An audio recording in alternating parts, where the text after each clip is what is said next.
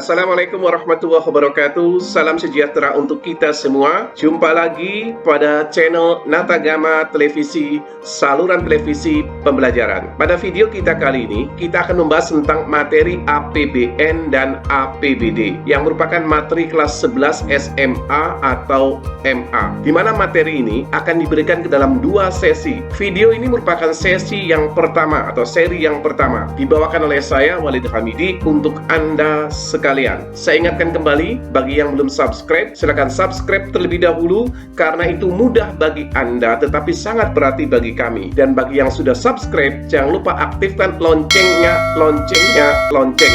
agar nanti Anda mendapatkan notifikasi dari kami. Saya ingatkan pula, tonton sampai selesai, agar nanti Anda tidak gagal paham. Sahabat Natagama Televisi, inilah indikator pencapaian kompetensi atau apa yang Anda dapatkan setelah Anda menyaksikan tayangan video ini. Yang pertama, menjelaskan definisi APBN. Kemudian yang kedua, landasan hukum APBN. Yang ketiga, menjelaskan fungsi dan tujuan APBN. Yang keempat, menjelaskan mekanisme penyusunan APBN. Dan yang kelima, menjelaskan postur APBN. Oke, selamat menyaksikan. Semoga Allah Subhanahu wa Ta'ala, Tuhan yang Maha Esa, memberikan kita semua kemudahan dalam memahami materi ini.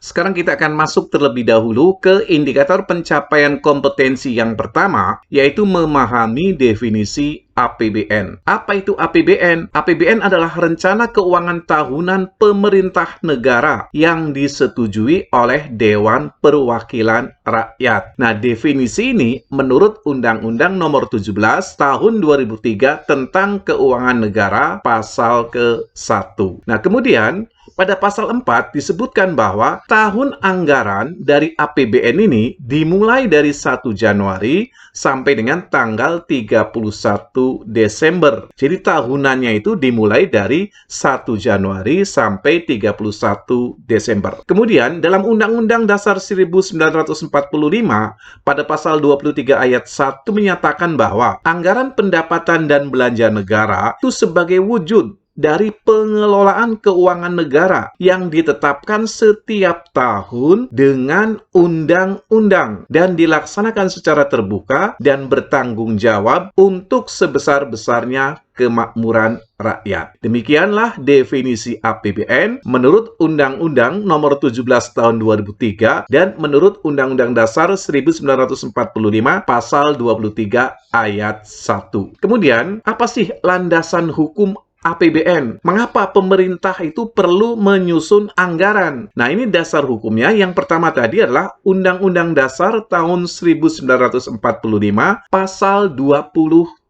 Kemudian dijabarkan dari Undang-Undang Dasar ini, kemudian dijabarkan dalam Undang-Undang Nomor 17 Tahun 2003 tentang Keuangan Negara. Kemudian penjabaran yang lain yaitu ada di Undang-Undang Nomor 1 Tahun 2004 yaitu tentang Perbendaharaan Keuangan Negara. Kemudian dijabarkan pula dalam Undang-Undang Nomor 15 Tahun 2004 tentang Pemeriksaan Pengelolaan dan Pertanggungjawaban Keuangan Negara. Nah, menurut Undang-Undang Nomor 17 Tahun 2003 tentang Keuangan Negara, kita juga bisa melihat bagaimana pembagian kekuasaan keuangan negara. Dengan melihat bagan ini, maka kita melihat bahwa presiden itu menempati posisi yang paling atas untuk kekuasaan keuangan negara. Artinya di sini presiden itu bertindak sebagai CEO-nya, Chief Executive Officer. Kalau dalam perusahaan, artinya inilah direktur utamanya yang bertanggung jawab paling atas pada penggunaan keuangan negara. Kemudian di sini presiden menguasakan kepada Menteri Keuangan, di mana di sini Menteri Keuangan ini bertindak sebagai CFO atau Chief Financial Officer, direktur keuangannya. Nah, sebagai direktur keuangan atau CFO di sini, Menteri Keuangan itu bertanggung jawab pada pengelolaan fiskal dan wakil pemerintah dalam kepemilikan kekayaan negara. Nah, Menteri Keuangan juga di sini bertindak sebagai pengguna anggaran atau barang. Maka di sini Menteri Keuangan juga bertindak selaku Chief Operating Officer atau Direktur Operasi pada departemen yang dia pimpin. Nah, kemudian di sini Menteri Keuangan di sini mendelegasikan lagi kekuasaannya kepada Kepala KPPN. Mereka itu bertindak sebagai kuasa dari CFO ini. Nah, kemudian kita lihat pada posisi yang lain. Ada menteri atau pimpinan lembaga. Artinya di sini menteri selain Menteri Keuangan dan para pimpinan lembaga. Menteri dan pimpinan lembaga di sini bertindak sebagai Chief Operating Officer atau direktur-direktur pelaksana dari masing-masing departemen atau lembaga yang dia pimpin. Nah, para menteri dan pimpinan lembaga ini, mereka bertindak sebagai pengguna anggaran atau barang. Kemudian, para menteri dan pimpinan ini mendelegasikan lagi kepada para kepala kantor yang akan bertindak sebagai kuasa pengguna anggaran. Jadi kita lihat di sini keterangannya, Presiden ini memberikan kuasa kepada Menteri Keuangan dan Menteri atau pimpinan lembaga. Nah, kemudian pada sisi yang lain kita lihat di sini, para gubernur, bupati atau wali kota. Presiden di sini menyerahkan, ya beda nih kalimatnya, menyerahkan kekuasaan atas keuangan negara ini kepada para gubernur, bupati atau wali kota. Gubernur, bupati dan wali kota di sini bertindak sebagai Chief Operating Officer atau para pelaksana, direktur pelaksana operasi. Pada apa? Pada pengelola keuangan daerah dan wakil Pemda dalam kepemilikan kekayaan daerah. Nah, kemudian di sini didelegasikan lagi kepada Sekda yang akan bertindak sebagai koordinator dari keuangan daerah. Demikianlah bagaimana nih pembagian kekuasaan dalam pengelolaan keuangan negara menurut Undang-Undang Nomor 17 Tahun 2003 tentang keuangan negara. Selanjutnya kita akan masuk nih ke indikator pencapaian kompetensi yang kedua, yaitu tujuan APBN. APBN di sini memiliki tujuan sebagai pedoman pendapatan dan pembelanjaan negara dalam melaksanakan tugas kenegaraan untuk meningkatkan produksi dan kesempatan kerja dalam rangka meningkatkan pertumbuhan ekonomi dan kemakmuran masyarakat. Kemudian kita akan masuk ke indikator pencapaian kompetensi yang ketiga, yaitu kita akan mempelajari bagaimana fungsi APBN. Pada pasal 3 ayat 4 Undang-Undang Nomor 17 Tahun 2003 tentang keuangan negara itu menyebutkan bahwa APBN ini memiliki fungsi otorisasi, stabilisasi, distribusi, perencanaan, pengawasan, dan alokasi. Nah, kemudian secara garis besar kita bisa membagi fungsi ini ke dalam dua golongan. Yang pertama, fungsi-fungsi di sini bisa kita golongkan sebagai fungsi kebijakan fiskal, dan yang kedua, fungsi yang tergolong sebagai fungsi manajemen. Mari kita breakdown ya, kita bahas satu persatu fungsi-fungsi ini. Jadi menurut Undang-Undang Nomor 17 Tahun 2003, fungsi APBN yang pertama itu adalah fungsi alokasi. Alokasi itu artinya membagi-bagi. Nah, menurut fungsi alokasi, APBN itu harus bisa dibagi-bagikan agar nanti anggaran itu bisa diarahkan untuk mengurangi pengangguran. Kemudian, APBN juga dalam pengalokasiannya itu agar menghindari pemborosan sumber daya serta dapat meningkatkan efisiensi dan efektivitas dalam perekonomian. Kemudian fungsi yang kedua, fungsi stabilisasi. APBN itu bisa dijadikan sebagai alat untuk mencapai dan memelihara keseimbangan perekonomian. Dalam KD sebelumnya, kalian pernah mempelajari tentang kebijakan fiskal, yaitu kebijakan yang dilakukan oleh pemerintah dengan instrumen APBN. Nah, APBN di sini harus bisa dijadikan sebagai alat ketika terjadi goncangan dalam keseimbangan perekonomian. Misalnya, pada saat terjadi inflasi yang terlalu tinggi, inflasi yang sudah di atas target yang sudah ditetapkan, maka dengan kebijakan fiskal, pemerintah harus bisa menurunkan tingkat inflasi itu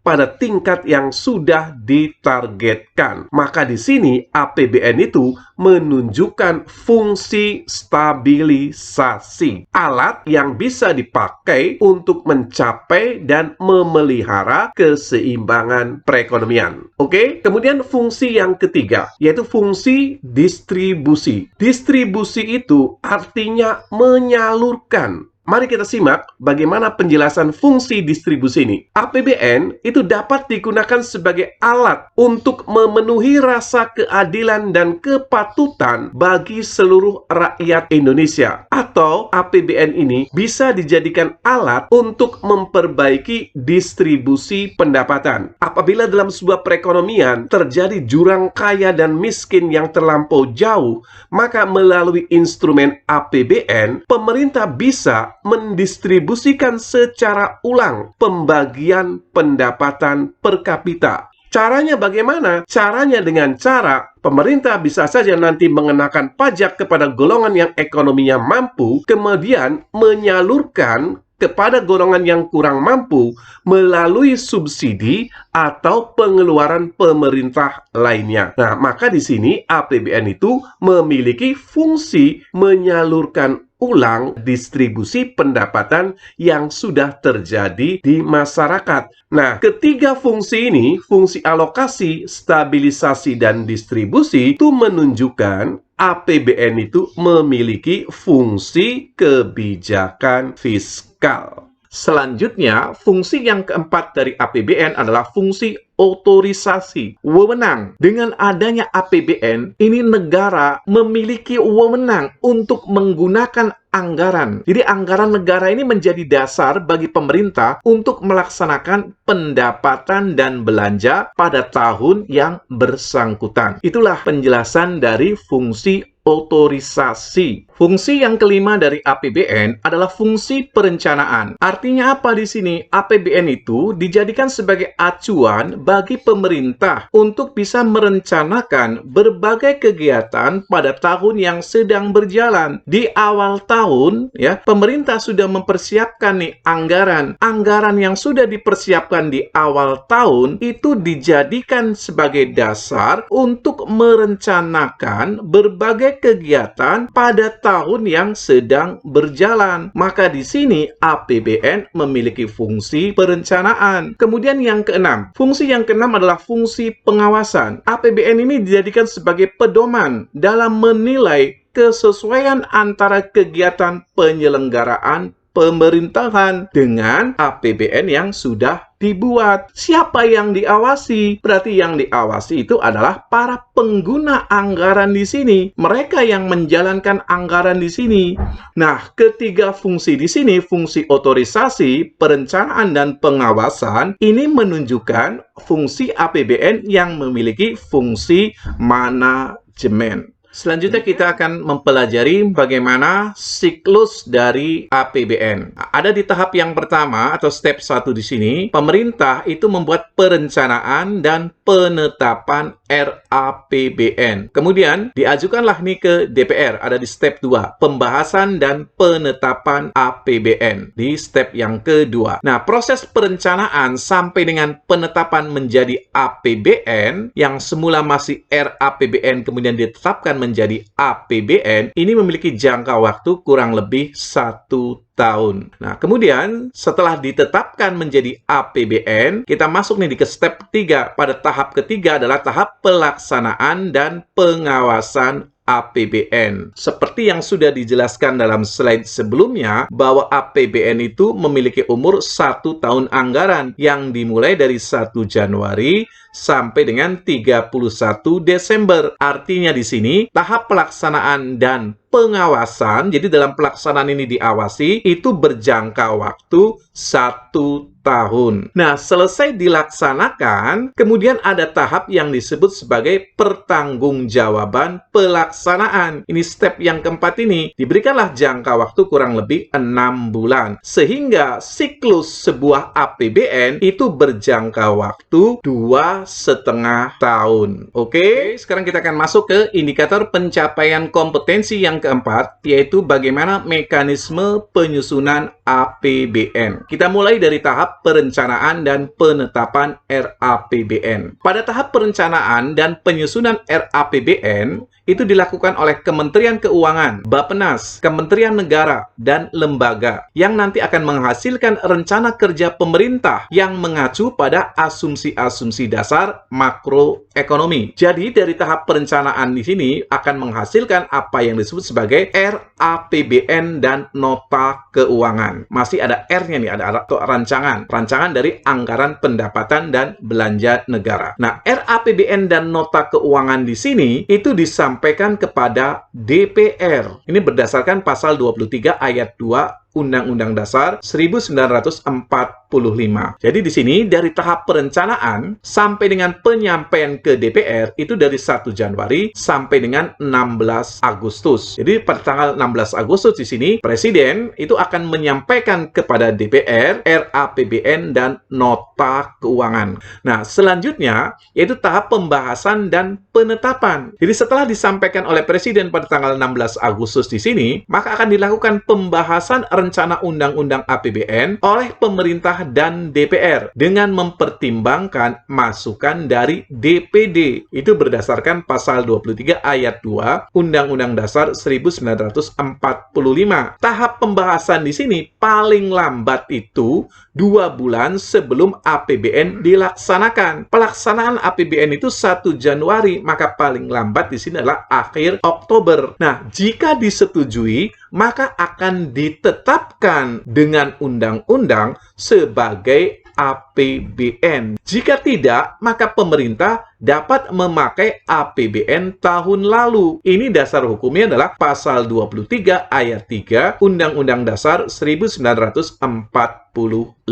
Demikianlah mekanisme penyusunan APBN. Nah, setelah APBN tadi disahkan oleh DPR, maka selanjutnya adalah tahap pelaksanaan APBN. Nah, pelaksanaan anggaran ini diawali dengan disahkannya dokumen pelaksanaan anggaran oleh Menteri Keuangan. Dokumen anggaran yang telah disahkan oleh Menteri Keuangan itu disampaikan kepada menteri atau pimpinan lembaga, Badan Pemeriksa Keuangan atau BPK, Gubernur, Direktur Jenderal Anggaran, Direktur Jenderal Perbendaharaan, Kepala Kantor Wilayah, Direktorat Jenderal Perbendaharaan terkait, Kuasa Bendahara Umum Negara atau KPPN terkait, dan kuasa pengguna anggaran. Dokumen tersebut merupakan acuan dan dasar hukum pelaksanaan APBN yang dilakukan oleh kementerian atau lembaga dan bendahara umum negara. Dokumen-dokumennya apa saja? Dokumen-dokumen penting ini dalam pelaksanaan anggaran adalah daftar isian pelaksanaan anggaran atau DIPA dan dokumen lain yang dipersamakan dengan DIPA. Sedangkan dokumen pembayaran antara lain terdiri dari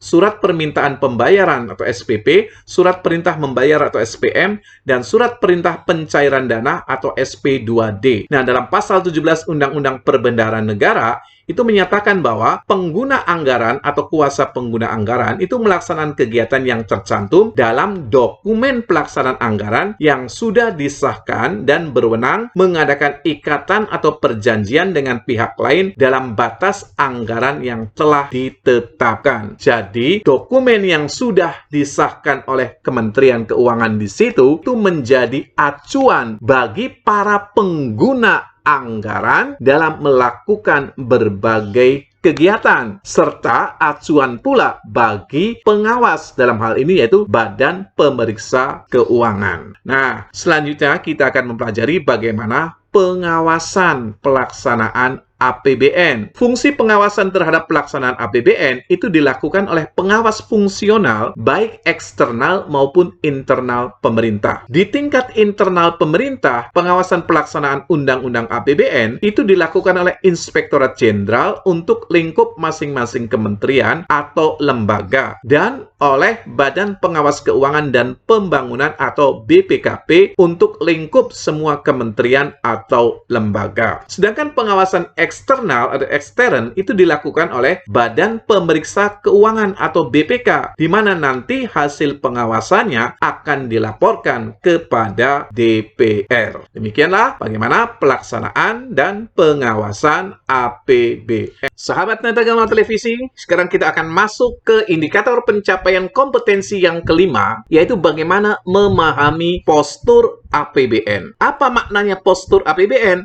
Maknanya adalah bagaimana bentuk serta ukuran atau nilai nominal dari masing-masing komponen yang ada dalam APBN. Itu makna dari postur APBN. Sejak tahun 2000, postur APBN itu berbentuk e-account atau staffel, menyerupai huruf I, di mana masing-masing komponen itu disusun dari atas ke bawah. Jadi menyerupai huruf I. Nah, sebelum tahun 2000, itu postur APBN itu berbentuk T-account atau menyerupai huruf T, di mana komponen pendapatan disusun di sebelah kiri dan komponen belanja disusun di sebelah kanan. Jadi kiri kanan seolah-olah seperti huruf T. Nah, sebelum pemerintah menyusun postur APBN, itu pemerintah terlebih dahulu menetapkan parameter atau asumsi makroekonomi, di mana dalam APBN tahun 2021, asumsi makro ini meliputi 1. Tingkat pertumbuhan ekonomi 5%, tingkat inflasi 3%, nilai kurs rupiah 14.600 rupiah per US dollar, suku bunga SBN 10 tahun 7,29%. Harga minyak mentah 45 US dollar per barel. Lifting minyak 705.000 barel per hari. Lifting gas 1.007 barel per hari. Inilah asumsi-asumsi makroekonomi atau target-target ekonomi yang ingin dicapai oleh pemerintah dan dituangkan dalam anggaran. Nah, setelah asumsi makro ini ditetapkan, barulah besaran atau ukuran dari masing-masing komponen ini ditentukan. Nah, ini adalah contoh format APBN yang berbentuk e-account. Kita lihat ya, kita bedah nih masing-masing komponennya. Ada 3 komponen utama di sini yang saya warnai warna kuning. Yang pertama, pendapatan negara dan hibah, B, belanja negara, dan yang C, pembiayaan. Oke, sekarang kita bedah masing-masing komponen ini. Pendapatan negara dan hibah itu terdiri dari 1. Penerimaan dalam negeri dan penerimaan hibah. Penerimaan dalam negeri terdiri dari 1. Penerimaan perpajakan, dan yang kedua, PNBP atau penerimaan negara bukan pajak. Nah, sedangkan komponen belanja negara ini juga sama ini, terbagi ke dalam 2 kelompok. Yang pertama, belanja pemerintah pusat, dan yang kedua, transfer ke daerah atau dana desa. Pertama ini adalah pengeluaran untuk kepentingan pemerintah pusat. Nah, transfer ke daerah ini adalah transfer dana yang diberikan ke daerah, sehingga di sini tidak digolongkan dalam belanja pemerintah pusat. Nah, komponen dari belanja pemerintah pusat antara lain belanja pegawai, belanja barang, belanja modal, pembayaran bunga utang, belanja subsidi, belanja hibah, bantuan sosial, dan belanja lain-lain. Jadi di sini ada 8 komponen yang termasuk belanja pemerintah pusat. Nah, kemudian komponen yang kedua dari belanja negara adalah transfer ke daerah dan dana desa, di mana transfer ke daerah dan dana desa ini terdiri dari 1. Dana perimbangan, dana insentif daerah, dana otonomi khusus dan keistimewaan, dan yang keempat, dana desa. Kemudian komponen lainnya yaitu C di sini adalah keseimbangan primer dan keseimbangan umum. Nanti dalam slide berikutnya kita akan pelajari lebih lanjut masing-masing komponen ini. Oke, selanjutnya kita akan pahami masing-masing komponen yang ada dalam APBN ini. Pertama, kita pelajari terlebih dahulu apa pendapatan negara dan hibah. Pendapatan negara adalah hak pemerintah pusat yang diakui sebagai penambah kekayaan bersih. Sedangkan hibah adalah penerimaan negara dari bantuan tanpa ikatan kontrak atau perjanjian. Pendapatan negara dan hibah ini terdiri dari penerimaan dalam negeri dan penerimaan hibah. Kita akan bahas di sini penerimaan dalam negeri. Penerimaan dalam negeri itu terdiri dari satu, penerimaan perpajakan. Apa itu penerimaan perpajakan? Adalah penerimaan negara yang berasal dari sektor pajak. Jadi penerimaan negara yang berasal dari pajak yang dipungut oleh pemerintah pusat. Nah, nanti di bab selanjutnya kita akan pelajari lebih lanjut tentang perpajakan. Nah, kemudian yang kedua, PNBP atau penerimaan negara bukan pajak. Apa itu PNBP? Adalah pungutan yang dibayar oleh orang pribadi atau badan dengan memperoleh manfaat langsung ataupun tidak langsung atas layanan atau pemanfaatan sumber daya dan hak yang diperoleh negara berdasarkan perundang-undangan. Ada 5 komponen PNBP. 1. PNBP dari sumber daya alam migas atau non-migas. Artinya di sini penerimaan negara yang berasal dari pengelolaan sumber daya alam, baik itu migas maupun non-migas. Kemudian yang kedua, penerimaan bukan pajak yang berasal dari kekayaan negara yang dipisahkan, yaitu di sini maksudnya adalah penerimaan negara yang berasal dari keuntungan BUMN. Misalnya, keuntungan negara yang berasal dari PT Telkomsel, keuntungan negara yang berasal dari bank-bank umum yang dimiliki oleh negara. Itu nanti akan masuk ke dalam PNBP KND, kekayaan negara yang dipisahkan. Kemudian yang ketiga, PNBP pendapatan dari BLU, Badan Layanan Umum. Misalnya, keuntungan negara dari hasil layanan rumah sakit yang dimiliki oleh pemerintah atau berasal dari perguruan-perguruan tinggi yang dikelola oleh pemerintah. Kemudian yang keempat adalah PNBP lainnya, penerimaan bukan pajak lainnya nih. Misalnya, Anda kena tilang lalu bayar tilang. Nah, ini denda tilang ini akan menjadi PNBP lainnya. Selanjutnya, kita akan mengupas yang kedua, belanja negara. Apa itu belanja negara? Belanja negara merupakan semua pengeluaran negara dalam 1 tahun anggaran yang mengurangi ekuitas dana lancar dan merupakan kewajiban negara dan tidak akan diperoleh pembayarannya kembali oleh negara. Nah, belanja negara di sini terdiri dari 1. Belanja pemerintah pusat yang berfungsi sebagai stabilisator dalam perekonomian dan juga digunakan untuk menyelenggarakan kegiatan pemerintahan di pusat. Kemudian, belanja negara yang kedua adalah transfer ke daerah. Transfer ke daerah dan dana desa itu merupakan instrumen kebijakan desentralisasi fiskal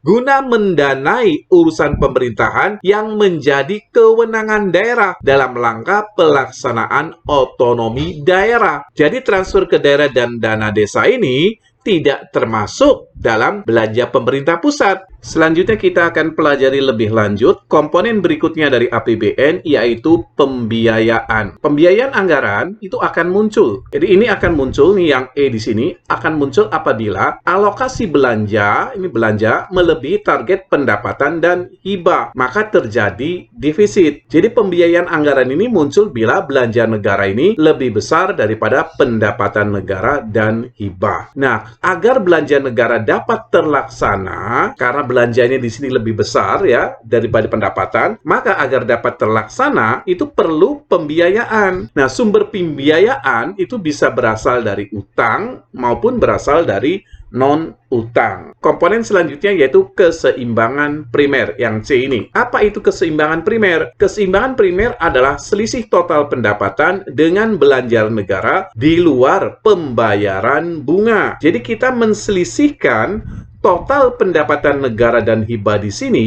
dengan belanja negara, tetapi di luar pembayaran bunga. Nanti hasilnya itu bisa positif, bisa negatif. Apabila hasilnya negatif, maka pemerintah itu belum bisa mengurangi ketergantungan terhadap utang sebagai sumber pembiayaan. Namun, apabila positif, artinya pemerintah memiliki kemampuan untuk mengurangi utangnya sebagai sumber pembiayaan. Komponen selanjutnya dari APBN yaitu keseimbangan umum. Apa itu keseimbangan umum? Adalah selisih antara pendapatan negara dan hibah dengan belanja negara. Jadi menselisihkan pendapatan negara dan belanja negara. Ada perbedaan konsep nih antara keseimbangan primer dan keseimbangan umum, di mana nanti hasilnya keseimbangan umum ini bisa defisit, bisa pula surplus. Nah, dalam Undang-Undang Nomor 17 Tahun 2003 itu disebutkan bahwa defisit ini maksimal 3% dari produk domestik bruto. Tetapi pada APBN 2020 dan APBN 2021, karena kondisi darurat dari pandemi COVID-19, ini defisit APBN kita itu di atas 3%, ya. Sahabat Natagama Televisi, sekarang kita akan mempelajari konsep lain yang pernah ada dalam APBN kita, yaitu konsep tabungan pemerintah. Nah, di era Orde Baru, yaitu ketika APBN kita masih mengatur sistem anggaran berimbang, kita mengenal istilah tabungan pemerintah. Apa itu tabungan pemerintah? Tabungan pemerintah ini adalah selisih antara penerimaan dalam negeri, yaitu penerimaan pajak dan non-pajak, dikurangi dengan pengeluaran rutin. Nah, konsep ini menggambarkan apabila posisi tabungan pemerintah itu positif, itu berarti pengeluaran rutin pemerintah sepenuhnya telah dapat dibiayai dari penerimaan dalam negeri dan masih memberikan sisa sebagai tabungan pemerintah. Tabungan pemerintah ini merupakan sumber dana internal pemerintah yang dipergunakan untuk membiayai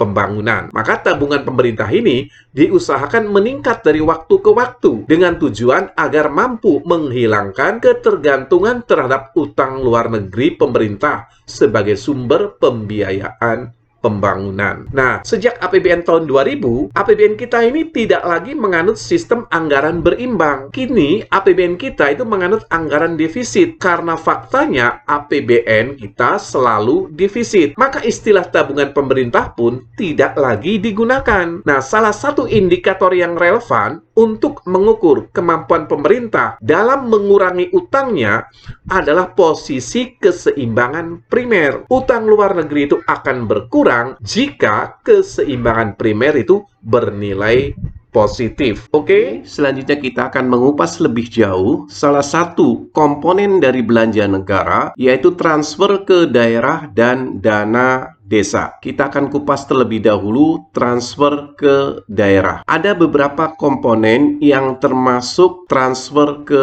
daerah. Yang pertama, dana perimbangan. Nah, dana perimbangan itu sendiri terdiri dari 3 bentuk. Jadi ada 3 bentuk dana perimbangan. Yang pertama, dana bagi hasil atau DBH, dan yang kedua, dana alokasi umum atau DAU, dan yang ketiga, dana alokasi khusus atau DAK. Nah, ketiganya ini memiliki kriteria dan tujuan yang berbeda dalam pembagiannya. Nah, mari kita simak satu persatu agar nanti Anda bisa membedakan antara ketiganya. Yang pertama, dana bagi hasil atau DBH adalah dana yang dialokasikan dalam APBN kepada daerah berdasarkan angka persentase untuk mendanai kebutuhan daerah dalam rangka pelaksanaan desentralisasi, dialokasikan kepada daerah berdasarkan angka persentase. Provinsi A mendapatkan sekian persen, Provinsi B mendapatkan sekian persen. Berbeda-beda. Dasar pembagiannya itu apa? Nah, mari kita simak nih yang warna hijau di sini. Pembagiannya itu didasarkan pada daerah penghasil atau by origin. Apa maksudnya daerah penghasil? Maksudnya adalah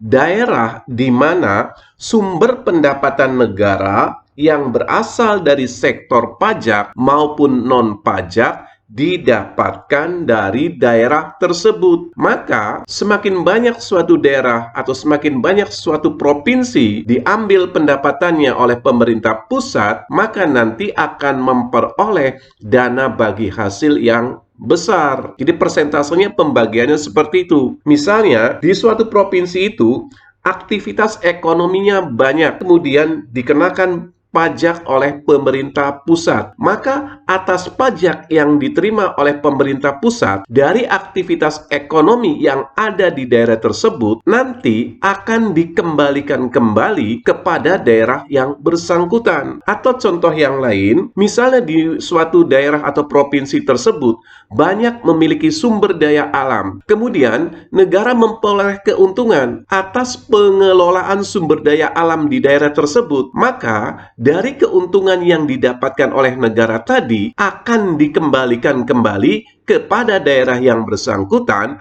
dalam bentuk dana bagi hasil. Itulah yang dimaksud sebagai daerah penghasil, di mana tadi pembagiannya itu didasarkan pada daerah penghasil atau by origin. Itulah pemahaman dari dana bagi hasil. Kita lihat yang kedua, dana alokasi umum. Dana alokasi umum adalah dana yang bersumber dari pendapatan APBN yang dialokasikan dengan tujuan, simak tuh yang warna hijau, dengan tujuan pemerataan kemampuan keuangan antar daerah untuk mendanai kebutuhan daerah dalam rangka pelaksanaan desentralisasi. Tujuannya adalah untuk pemerataan kemampuan keuangan daerah. Maka daerah-daerah yang memiliki kemampuan keuangan yang lemah atau kurang justru akan mendapatkan dana alokasi umum yang lebih besar dibandingkan dengan daerah atau provinsi yang lebih maju. Hal ini sesuai dengan tujuannya untuk mengatasi ketimpangan antar daerah atau horizontal imbalance. Jadi supaya ketimpangan antar daerah ini teratasi, tidak ada lagi provinsi yang terlalu miskin, agar provinsi-provinsi yang kurang ini kemudian makin berkembang, lalu oleh pemerintah diberikanlah apa yang disebut dengan dana alokasi umum.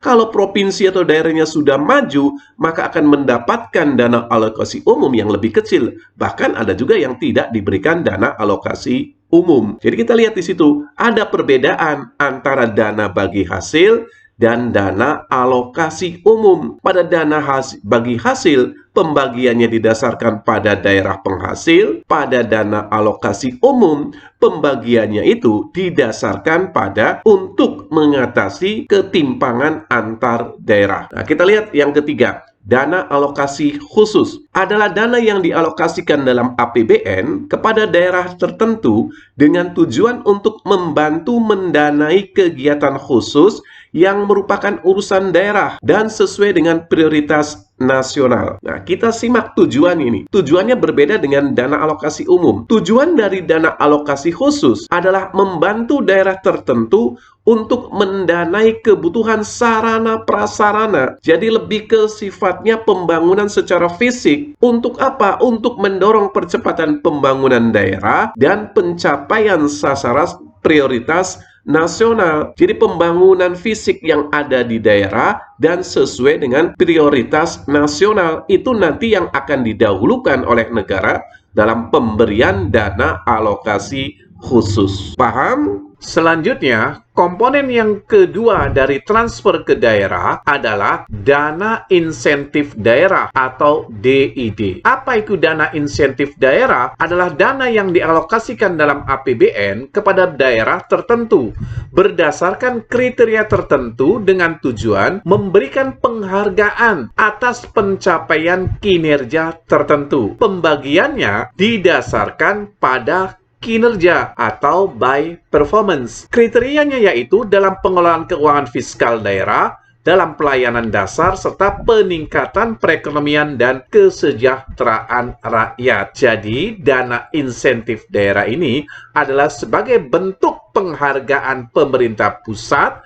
terhadap kinerja yang sudah dicapai oleh pemerintah daerah. Nah, bentuk yang ketiga dari transfer ke daerah adalah dana otonomi khusus dan keistimewaan. Apa itu dana otonomi khusus? Adalah dana yang dialokasikan untuk membiayai pelaksanaan otonomi khusus suatu daerah. Nah, beberapa provinsi yang mendapatkan dana otonomi khusus ini adalah Aceh, Papua, dan Papua Barat. Sementara dana keistimewaan ini hanya diberikan kepada Provinsi Daerah Istimewa Yogyakarta. Dana ini diberikan untuk Daerah Istimewa Yogyakarta untuk menjalankan kewenangan tambahan yang dimilikinya selain kewenangan yang terdapat dalam Undang-Undang Pemda. Antara lain, Provinsi Yogyakarta ini memiliki kewenangan yang berbeda dalam hal tata cara pengisian jabatan. Misalnya, dalam tata cara pengangkatan gubernur. Kalau daerah lain gubernur itu dipilih, tetapi kalau dalam daerah istimewa Yogyakarta, gubernur adalah raja dari Kesultanan Yogyakarta. Kemudian keistimewaan yang lain itu dalam hal kedudukan, tugas, dan wewenang gubernur, serta dalam hal pertanahan. Nah, terhadap keistimewaan-keistimewaan yang ada di Yogyakarta ini, pemerintah memberikan dana yang disebut sebagai dana keistimewaan. Selanjutnya, setelah tadi kita mempelajari transfer ke daerah, di mana transfer ke daerah tadi ada beberapa bentuk, sekarang kita akan pelajari apa itu dana desa. Dana desa adalah dana yang bersumber dari anggaran pendapatan dan belanja negara yang diperuntukkan bagi desa dan desa adat yang ditransfer melalui anggaran pendapatan dan belanja daerah atau APBD daerah kabupaten atau kota dan digunakan untuk membiayai penyelenggaraan pemerintahan, pembangunan, serta pemberdayaan masyarakat dan kemasyarakatan yang ada di desa. Nah, berbeda dengan transfer ke daerah. Kalau transfer ke daerah itu dilakukan melalui transfer dari APBN ke APBD provinsi, tetapi kalau dana desa itu dilakukan dari APBN ditransfer ke APBD daerah kabupaten atau kota. Itulah dana desa. Sahabat Tata Gama Televisi, inilah postur APBN tahun 2021.